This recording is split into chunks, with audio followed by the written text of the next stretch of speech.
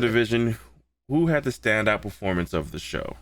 Which I think could go at least 3 different ways. Agatha. Okay. Catherine Hahn, huh? Yep. State your claim. Stake your claim. And she's in every episode just about. She steals the scene every time she's in one. Yep. And she was the secret villain the whole time.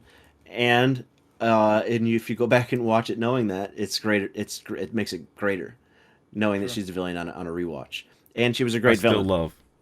I still love Agatha all along. Yeah. Like that song. And it's in my head at least once a week. I'll be making toast in the morning. I'm like, why is this song in my head?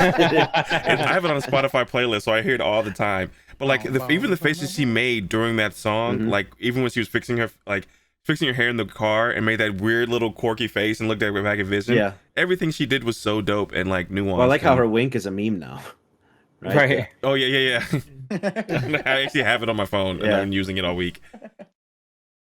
Yeah, I like Catherine Hahn's performance. It was insane. I would go with Wanda, just because of like she had to like the range that she had to portray. Like she had to portray and she hasn't portrayed much with the movies, so we didn't know what the extent of it could be. And like we got literally everything from her, like every range of emotion, and it's dude, I mean, super good. The story arc for her is crazy, right? Like. The ignorant wife almost, right, who doesn't really like know what's going on but just kind of rolling with it, all the way up until the grieving mom saying goodbye to her kids, and then even in that same episode to the super powerful I'm gonna try to fix this through dark magic, like if that's an emotion.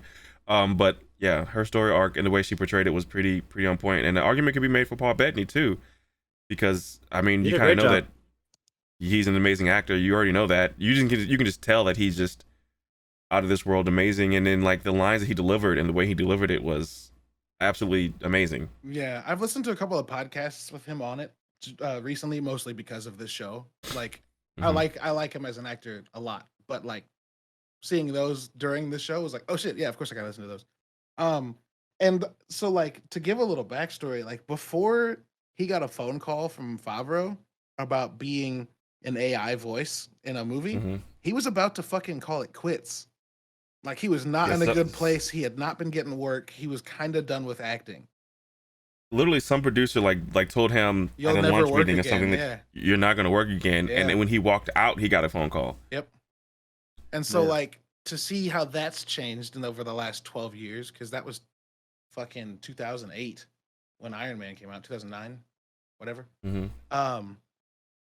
It's just wild. And then like to put both of them, which Paul Bettany has like this not hyper long but longer career than Elizabeth Olsen does, that's had a whole bunch of different variants of like what he's done in performance, to like Elizabeth, who we've seen in the Marvel movies and has kind of been one dimensional as Scarlet Witch up until this point, and whose other movies a lot of people haven't seen. Like it was like a guy that can act being put through a gauntlet of doing a bunch of genre acting, and then a person that you were like, ugh! And they both crushed it so well. Like, man, Ben and I have talked about this. Her like mom nose scrunch she does is my weakness. Every time she does it, I'm like, man, this is fucking it's incredible. I love it so much. Yeah, she just controlled the man. She was great. She told us in Endgame when Thanos goes, I don't even know who you are. She's like, you will. She told us, dude, she was gonna come in and show us who the fuck she is as an actor. Yep, fucking crushed. I like that. That's an amazing point. Holy shit! Like, yes, Thanos had never interacted with her before, so he's literally saying, I don't even know who you are. But like right before we get this show, Marvel basically made it clear, like, no one knows who this is. We haven't seen you in much. And she was like, don't worry. That's genius. I kind of want to, as time moves on, we're all bad with time, obviously. I do want to mention the fact that the MCU as a whole and these shows are all making lesser characters really huge. Yes. I think which is amazing. I think part of that though is, I think part of that's licensing though, obviously, because between Sony and Fox, this MCU didn't have access to the greater pantheon. To be honest, Spider-Man, Wolverine, couldn't touch them, right? Sure. Spider-Man, the X-Men, and Hulk are kind of off limits. But even to start off the whole MCU, Iron Man was never that guy, dude. Not for me. Iron Man was never that dude ever. It's funny. All right, so when the MCU started, Iron Man was my only one. I'm like, all right, this is my guy now, because Robert Downey Jr. just fucking killed it, right? But it took me a long time. He was literally born ready for that. He was. I was at the Comic-Con where he came in from the back of the he was at the back of the hall dancing to like Luther Vandross, just being Tony Stark. Dude, he got on stage and people were cheering, and he was like, "How many people love Iron Man?" And everyone went crazy. And he went, wait. How many people love me? And everyone went even more crazy. And I was like, he's just fucking Tony. He's just Tony. Right. So then it just, I thank the MCU for me even giving a shit about Captain America and Thor. So like, and now we care about Star-Lord, dude. Right. Yeah, right. That was when they dropped Guardians of the Galaxy and it worked. I was like, for me, I was like, I don't know about this one. This is, I don't know.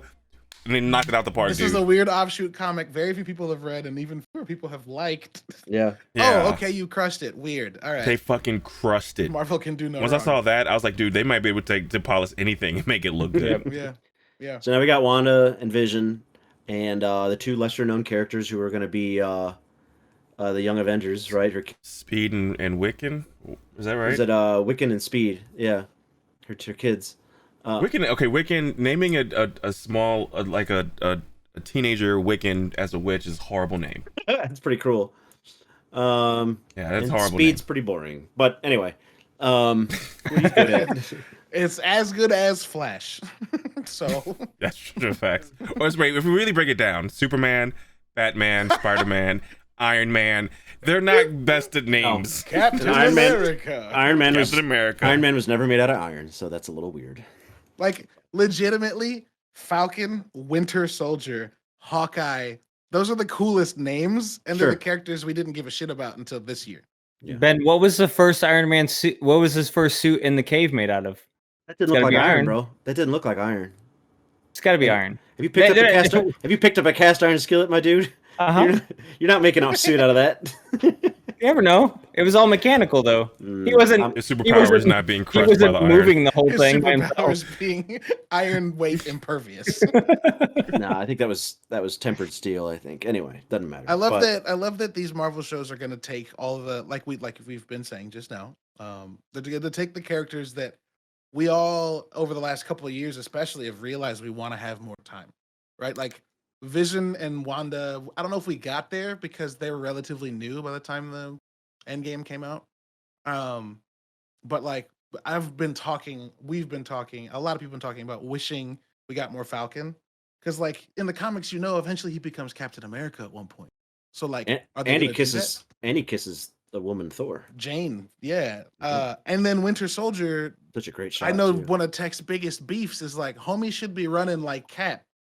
He should be kicking people 30 feet like Cap. Why did they give him a gun and make him boring? Like, we're gonna maybe see that this show. Then we're gonna get more Loki, which everybody asked for and everybody wants, so that's fine. And then we're gonna get Hawkeye, which is another character that people are like, I mean, he's kind of the like dad of the Avengers that like no one kind of cares about. I think Hawkeye won me over with what movie was that? It might have been Infinity War. No, he was pretty great in Avengers and Ultron. It might have been when he goes Ultron. home in Ultron to his house. I think it's Ultron. That was good too. Ultron, that movie. And I think the one line that he was telling Wanda was like, none of this makes sense. The city's flying, and I have a bow and arrow. None of this makes sense. And I think that's when he won me. Plus he's a hell of an actor. So once that show comes out, I think he'll be top tier actually. Oh, leveling with Wanda in that bus as they're like getting ready to